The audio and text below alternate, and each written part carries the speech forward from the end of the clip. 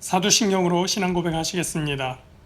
전능하사 천지를 만드신 하나님 아버지를 내가 믿사오며 그 외아들 우리 주 예수 그리스도를 믿사오니 이는 성령으로 잉태하사 동정녀 마리아에게 나시고 본디오 빌라도에게 고난을 받으사 십자가에 못 박혀 죽으시고 장사한 지 사흘 만에 죽은 자 가운데서 다시 살아나시며 하늘에 오르사 전능하신 하나님 우편에 앉아 계시다가 저리로서 산자와 죽은 자를 심판하러 오시리라. 성령을 믿사오며 거룩한 공회와 성도가 서로 교통하는 것과 죄를 사하여 주시는 것과 몸이 다시 사는 것과 영원히 사는 것을 믿사옵나이다. 아멘. 함께 보실 말씀 시편 68편 32절부터 35절 말씀입니다. 구약성경 850면에 있습니다. 구약 850페이지 시편 68편 32절에서 35절 말씀입니다. 땅의 왕국들아 하나님께 노래하고 주께 찬송할지어다. 옛적 하늘들의 하늘을 타신 자에게 찬송하라. 주께서 그 소리를 내시니 웅장한 소리로다. 너희는 하나님께 능력을 돌릴지어다. 그의 위엄이 이스라엘 위에 있고 그의 능력이 구름 속에 있도다. 하나님이여 위엄을 성소에서 나타내시나이다. 이스라엘의 하나님은 그의 백성에게 힘과 능력을 주시나니 하나님을 찬송할지어다. 아멘. 시편 68편은 시편 중에서도 다분히 긴 편에 듭니다.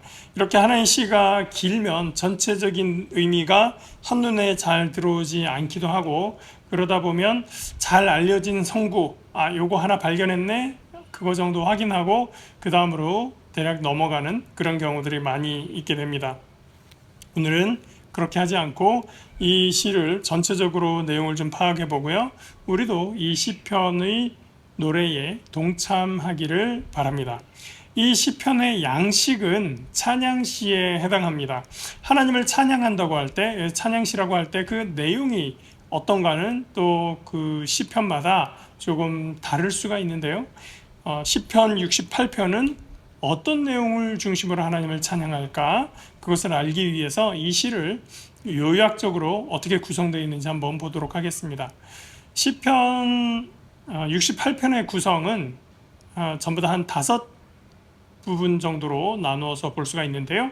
처음 부분은 6절까지로 한번 보겠습니다. 6절까지는 전투를 위해서 앞서가시는 하나님이라고 볼 수가 있습니다.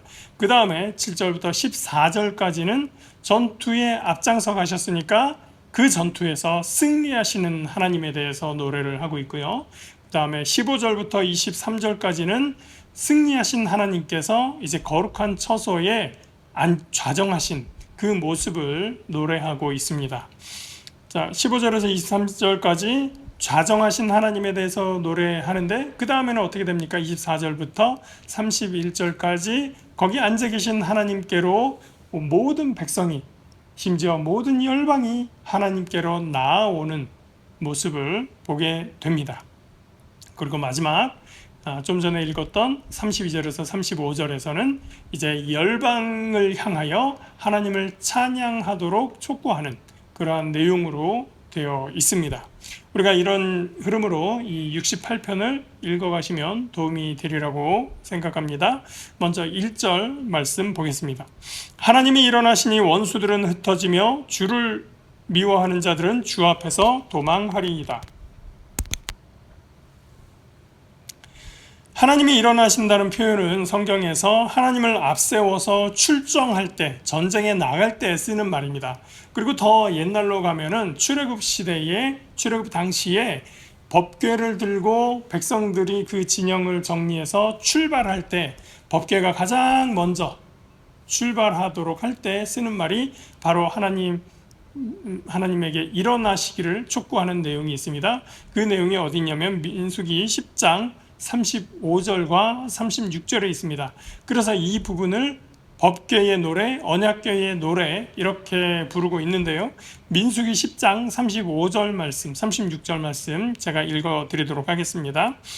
괴가 떠날 때에는 모세가 말하되 야훼여 일어나사 주의 대적들을 흩으시고 주를 미워하는 자가 주 앞에서 도망하게 하소서 하였고, 괴가 쉴 때에는 말하되 야훼여 이스라엘 종족들에게로 돌아오소서 하였더라. 자, 그래서 괴가 떠날 때 모세가 했던 말, 그것이 바로 오늘 1절에 있는 68편 1절에 있는 내용과 동일하죠. 그래서 68편 1절은 이 언약궤가 일어나는 것. 언약궤는 여러 번 말씀드렸지만 하나님의 임재를 상징하는 물건이었기 때문에 법궤를 들고 이동을 시작하면서 야훼여 일어나소서 이렇게 노래했었던 것입니다. 즉 야훼여 일어나소서라는 것은 이 백성들이 이제 이동을 시작합니다라는 것일 테고, 그것은 이제 출애굽에서 이동할 때는 그렇게 했지만 일단 이 이스라엘 땅에, 팔레스타인 땅에 정착한 후에는 야훼여 일어나소서, 이 말은 이제 군대를 끌고 앞장서 가 달라고 하나님께 당부하는 그런 노래라고 할 수가 있는 것입니다. 자, 2절에서는 보면 불 앞에서 밀이 녹는다라고 하는데요. 이 밀은 곡식 밀을 이야기하지 않습니다. 밀이나 쌀 같은 건 불 앞에 있으면은 타버리지 녹지는 않죠. 이 밀은 여기서 밀랍을 이야기하는 것입니다. 밀랍은 과거에 양초를 만드는 재료로 사용을 했습니다. 그러니까 양초는 불 앞에서 어떻게 됩니까? 사르르 녹아버리죠. 그래서 2절에서 나오는 것처럼 아기는 연기가 바람에 불려서 흩어져 사라지듯이 또 불 앞에 있는 밀랍이 녹아서 흘러져 버리고 물처럼 되어 버리는 것처럼 하나님 앞에서 망하게 될 것이다. 그것을 노래하고 있는 것이고요. 반대로 의인은 어떻게 됩니까? 하나님 앞에서 기뻐하며 뛰놀며 즐거워하는 것, 그것이 당연하겠죠. 그 와중에 하나님께서 특별히 보호하는 사람들이 있습니다. 5절입니다. 그의 거룩한 처소에 계신 하나님은 고아의 아버지시며 과부의 재판장이시라. 하나님이 고독한 자들은 가족과 함께 살게 하시며 갇힌 자들은 이끌어내사 형통하게 하시느니라. 당대에 사회적으로 가장 취약한 계층으로 보고 있는 대표적인 사람들이 고아와 과부였습니다. 사회적 안전망이라고 하는 것이 구축되어 있지 않던 시대에 아버지나 남편이 보호자 역할을 했었기 때문에 남편이 없는 여인이나 부모가 없는 아이, 고아는 많은 측면에서 위태로운 삶을 살아가게 될 수밖에 없습니다. 그러므로 하나님이 고아의 아버지시며 과부의 재판장이시다라고 하는 것은 가장 연약한 이들에게 힘이 되어주시며 부당한 처사를 당하지 않도록 보호하신다라고 하는 뜻입니다. 반면에 6절 마지막 부분, 오직 거역하는 자들의 거처는 메마른 땅이로다. 메마른 땅은 어떤 곳입니까? 광야, 사막 같은 곳이죠. 하나님을 거역하는 자들에게는 하나님의 보호하심이 없다는 이야기입니다. 이렇게 6절까지는 그 거처에서 일어나 백성들 앞에서 나아가실 하나님, 그래서 장차 대적을 흩으시고 자기 백성을, 특히 연약한 백성을 도우시는 하나님에 대해서 노래하고 있습니다. 7절부터는 이제 앞장서 가신 하나님의 승전보입니다. 7절, 하나님이여 주의 백성 앞에서 앞서 나가사 광야에서 행진하셨을 때에, 광야에서 행진하는 건 무엇입니까? 출애굽 때를 회상하고 이야기하는 것이죠. 8절, 땅이 진동하며 하늘이 하나님 앞에서 떨어지며 저 신의 산도 하나님 곧 이스라엘의 하나님 앞에서 진동하였나이다. 백성들은 신의 산 앞에 머물러 있고 모세가 하나님을 만나러 갔을 때 어떤 장면이 연출됩니까? 구름이 산에 자욱하며 번개가 치고 화염이 일어나고 이런 장면들이 있죠. 땅이 흔들리고 산이 진동하고 하는 것들 다 무엇을 이야기합니까? 하나님께서 임하실 때의 엄위하심, 하나님의 위엄, 하나님의 권능, 이러한 것들을 의미합니다.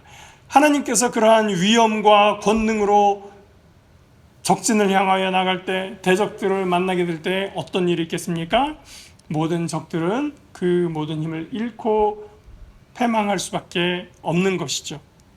그렇다고 하나님은 무섭기만 하고 협박만 하고 그런 분은 아닙니다. 9절 하나님이여 주께서 흡족한 비를 보내사 주의 기업이 곤핍할 때에 주께서 그것을 견고하게 하셨고 주의 회중을 그 가운데에 살게 하셨나이다. 하나님이여 주께서 가난한 자를 위하여 주의 은택을 준비하셨나이다. 흡족한 비를 주신다는 것은 물이 부족한 땅에는 정말 축복과도 같은 것입니다. 비가 있어야 풀이 자라고 비가 있어야 농사를 지을 수 있기 때문입니다. 하나님은 전장에서 승리하는 강한 힘만 과시하는 분이 아니라 우리의 필요를 아시고 흡족한 비를 내려주시는 축복의 하나님, 은혜의 하나님, 자상하신 하나님이다 라고 하는 것입니다. 무엇보다 기근과 재난 때에 더욱 고통받는 사람들은 누굽니까? 사회적으로 약한 사람들입니다. 성경에서 가난한 자, 나그네, 고아, 과부 이러한 사람들이 바로 그런 사람들인데 하나님은 항상 이러한 사람들에 대한 관심을 잃지 않도록 촉구하고 계신 것입니다. 12절 여러 군데의 왕들이 도망하고 도망하니 집에 있던 여자들도 탈취물을 나누도다. 하나님을 대적했던 여러 왕들은 도망해버립니다. 그리고 이들이 도망한 곳에는 많은 물건들이 남아있게 되죠. 과거의 전쟁은 이런 그 전쟁을 통해서 상대의 물건들, 상대 도시가 가지고 있던 재물들, 그것들을 이제 취하는 것, 그것이 전쟁의 목적이기도 했기 때문에 전쟁에서 승리한 남자들은 그 물건들을 가지고 집에다가 가져다 주게 됩니다. 전쟁에서 패하면 어떻게 됩니까? 우리 집이 가지고 있던 물건들을 빼앗길 뿐만 아니라 여성들, 아이들은 또 저쪽에 노예로 끌려가게 되는 것이죠. 그런데 우리의 여인들이 집에서 기다리고 있다가 탈취물을 나눈다는 것은 무엇입니까? 전쟁이 승리했다는 것이고 우리 마을이 평온하고 평안하다라고 하는 것입니다.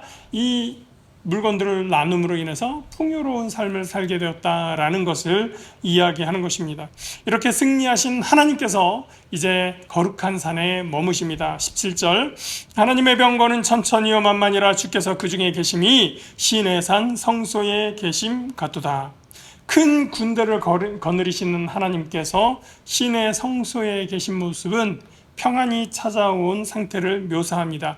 이제 하나님의 통치는 온 세상을 온 땅에 미치고 있는 것입니다. 18절 주께서 높은 곳으로 오르시며 사로잡은 자들을 취하시고 선물들을 사람들에게서 받으시며 반역자들로부터도 받으시니 야훼 하나님의 그들과 함께 계시기 때문이로다. 하나님의 선물을 받으신다는 것은 하나님이 무슨 물질의 욕심이 있어서 모든 물건을 나에게 가져와라 기다리신다는 이야기가 아닙니다. 과거에 전쟁에서 승리한 왕이 그곳에 머무르면서 이제 주변국들이 공물을 보내오는 그런 장면들을 여기서 묘사하고 있는 것입니다. 진정으로 왕은 누구시냐? 진정으로 다스리는 자는 누구인가? 하나님이 참된 왕으로서 왕의 왕으로서 그곳에 계실 때 모든 열방이 하나님께 절하고 경배한다는 것을 의미하는 것입니다. 하나님은 그렇게 승리해서 군림하시는 분일 뿐만 아니라 우리의 짐을 지시는 분이죠. 19절 날마다 우리 짐을 지시는 주 곧 우리의 구원이신 하나님을 찬송할지로다. 거룩한 산에 앉으신 하나님께 이제 하나님의 백성들이 모여듭니다. 24절 하나님이여 그들이 주께서 행차하심을 보았으니 곧 나의 하나님 나의 왕이 성소로 행차하시는 것이라. 소고치는 처녀들 중에서 노래 부르는 자들은 앞서고 악기를 연주하는 자들은 뒤따르나이다. 3절과 4절에서 의인이 뛰놀고 즐거워하고 기뻐하는 모습이 있었습니다. 그것이 여기서 성취됩니다. 12절에서 집안에 있던 여인들이 탈취물을 나누는 그 여인들이 이제 이 행렬에 참가합니다. 함께 노래하며 악기를 연주하며 기뻐 뛰놀며 하나님을 찬양하고 있는 것입니다. 그리고 다른 민족들도 결국 하나님을 인정하고 하나님께로 나오게 됩니다. 29절 예루살렘에 있는 주의 전을 위하여 왕들이 주께 예물을 드리리이다. 예루살렘은 여러 번 말씀드리지만 지금의 물리적인 예루살렘을 이야기하는 것은 아닙니다. 물론 이 성경을 쓸 때, 시편을 쓸 때는 물리적인 땅, 예루살렘이라는 땅을 생각하며 썼을지라도 지금 우리가 생각하는 것은 하나님의 임재 앞에 나오는 그러한 것을 우리는 묵상할 수가 있습니다. 31절 고관들은 애굽에서 나오고 굿수인은 하나님을 향하여 그 손을 신속히 들리로다. 왕들이 주께 예물을 드립니다. 애굽은 당대의 최고의 제국이었고 구스도 오늘날 이디오피아라고 하지만 과거에는 고대에는 이 구스라고 하는 이 땅도 굉장히 국력이 컸던 그런 나라입니다. 오늘날처럼 가난한 저 아프리카의 최빈국 에디오피아 그런 것으로 생각하면 안 된다는 얘기입니다. 거기서 고관들 귀족들이 하나님 앞에 나오고 하나님을 찬양하며 손든다고 하는 것은 모든 열방을 통치하시는 하나님을 묘사하고 있는 것입니다. 그러므로 시인은 열방에 선포합니다. 32절 땅의 왕국들아 하나님께 노래하고 주께 찬송할지어다. 옛적 하늘들의 하늘을 타신 자에게 찬송하라. 주께서 그 소리를 내시니 웅장한 소리로다. 너희는 하나님께 능력을 돌릴지어다. 그의 위엄이 이스라엘의 위에 있고 그의 능력이 구름 속에 있도다. 하나님이여 위엄을 성소에서 나타내시나이다. 이스라엘의 하나님은 그의 백성에게 힘과 능력을 주시나니 하나님을 찬송할지어다. 이스라엘 백성들이 출애굽을 했을 때 당대의 국제적 시각으로 보면 그저 광야를 떠돌아다니는 집단, 유랑 집단에 불과했습니다. 하나님은 그 백성을 이끄시고 그들을 위해서 싸우시고 그 백성을 통해서 온 세상을 구원할 계획을 세워 가셨습니다. 그리고 그들을 통하여 예수 그리스도를 보내시고 예수 그리스도를 통해서 하나님의 구원을 이루셨습니다. 하나님은 전쟁에 능한 장수로서 승리하시는 하나님이시지만 흡족한 비를 주시며 약한 자, 눌린 자, 가난한 자를 갇힌 자를 위해서 일하시는 하나님입니다. 그 이름을 믿는 모든 일을 용납하시고 구원하시는 하나님입니다. 오늘 시인은 하나님을 찬양하는 데에 열방을 초대합니다. 우리를 초대합니다. 저와 여러분이 그 초대에 참여하여 하나님을 찬양할 뿐만 아니라 온 세상 만민이 하나님의 은혜를 깨닫고 예수 그리스도의 구원을 함께 누리는 사역에 동참할 수 있기를 주의 이름으로 축복합니다. 기도하겠습니다. 사랑의 하나님 감사합니다. 하나님께서 전쟁에 능하신 하나님, 승리하시는 하나님일 뿐만 아니라 우리의 필요를 채우시고 우리를 도우시는 하나님인 것을 우리가 다시 한번 보게 됩니다. 하나님, 주님이 그러한 능력과 또 자비를 베푸심으로 말미암아 온 땅을 능력과 자비로 통치하시는 것처럼 우리가 주님 앞에 나와 엎드려 경배할 뿐만 아니라 온 땅이 온 열방이 하나님 앞에 나와 예배하며 하나님께 기쁨과 감사의 노래를 부를 수 있는 그 찬양의 대열에 합류할 수 있도록 그 사역에 동참하는 우리 성도들이 될 수 있도록 인도하여 주시옵소서. 그래서 우리를 통하여 하나님의 나라가 이루어지며 주의 뜻이 이루어지는데 소용이 될 수 있도록 하나님 인도하여 주시옵소서. 감사드리며 예수님 이름으로 기도합니다. 아멘. 하늘에 계신 우리 아버지여, 이름이 거룩히 여김을 받으시오며 나라가 임하시오며 뜻이 하늘에서 이루어진 것 같이 땅에서도 이루어지이다. 오늘 우리에게 일용할 양식을 주시옵고 우리가 우리에게 죄 지은 자를 사하여 준 것 같이 우리의 죄를 사하여 주시옵고 우리를 시험에 들게 하지 마시옵고 다만 악에서 구하시옵소서. 나라와 권세와 영광이 아버지께 영원히 있사옵나이다. 아멘.